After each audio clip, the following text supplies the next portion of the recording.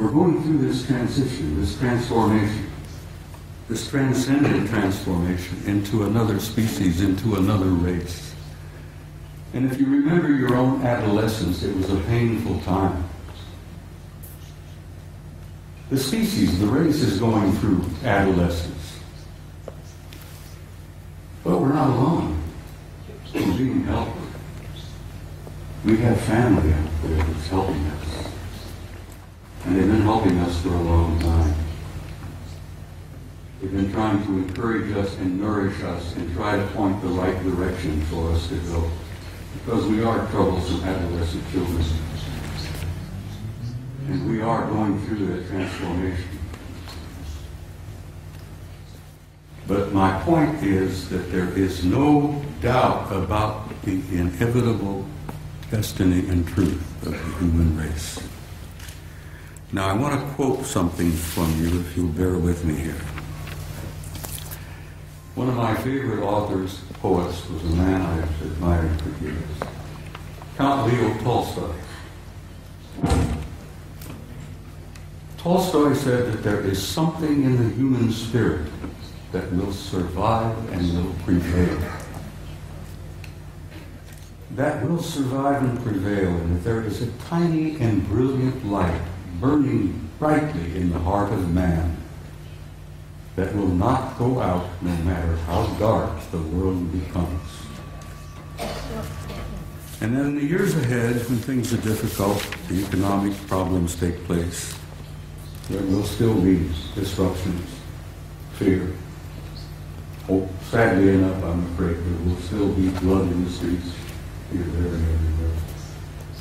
This coming out of adolescence is not an easy process. But then, what do you do when you reach beyond adolescence? You reach adulthood. You grow up.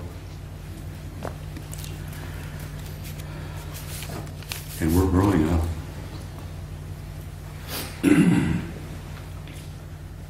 Well, ladies and gentlemen, my journey is coming to an end. But for many of you out there, your journey has just begun. And I want to say something to you before I leave the stage this afternoon.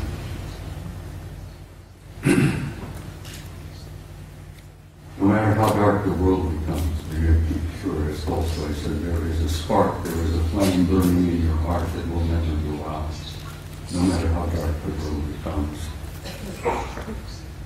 And as my journey is coming to a close, and some of you, your journey is just beginning, I wanted to say to you, in a term that I think is absolutely appropriate. You Spaniards have got some beautiful terms and words. Vaya con Dios.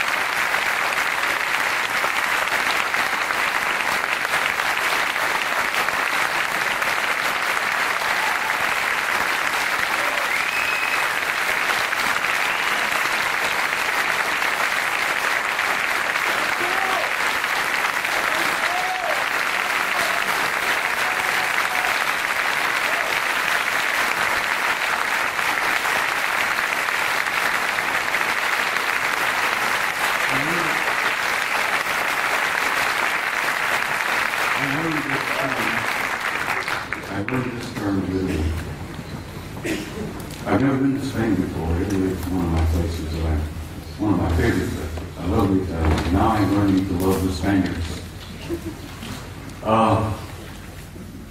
In Italian, I learned to say this, and I will say it to you. And I understand you know the meaning of it, but it's very small. In closing, I want to say to you all, Ti amo.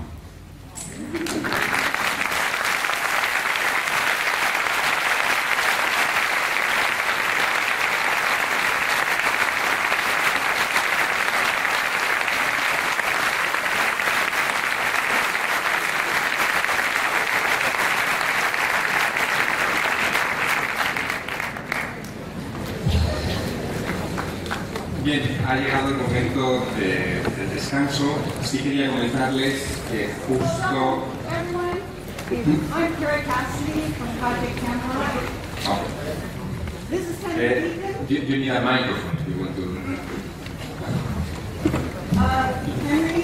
Henry has something he wants to say, Bob. Bob? This is Henry Deacon. Excuse me.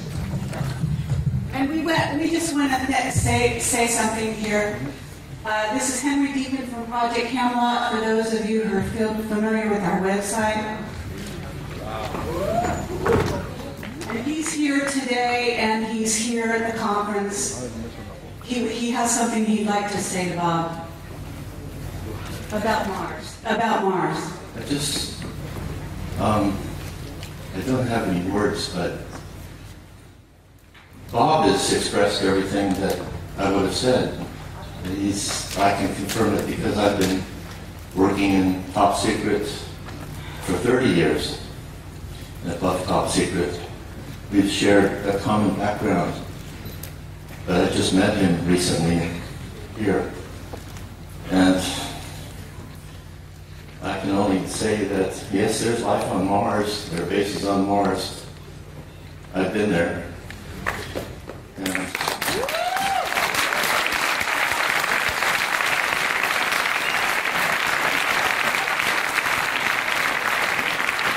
I didn't even get started on telling you some of the things I wanted to share this afternoon about who and what is on the moon and Mars, but Henry knows. It's a long story, as he said. There's not enough time to put it all together. Except that it's a positive story. It's not one of fear. He showed a picture of the Mother Earth, and it's giving birth, and there's birth pangs, but there's a child that's being born. And just forget about the fear, because that's just a really temporary thing. There she is. So, a friend of mine, Angelica, who no one knows, UK, she calls this the Emerald Planet. And it's alive. Yes, it's very much alive. We're a part of that life form, and it spreads. The life spreads throughout this whole galaxy. And the rest of our family is watching and waiting and helping quietly behind the scenes. And I've been fortunate enough to be able to meet family that don't just live here on Terra for a long, long time, even before I was in government work. So thank you.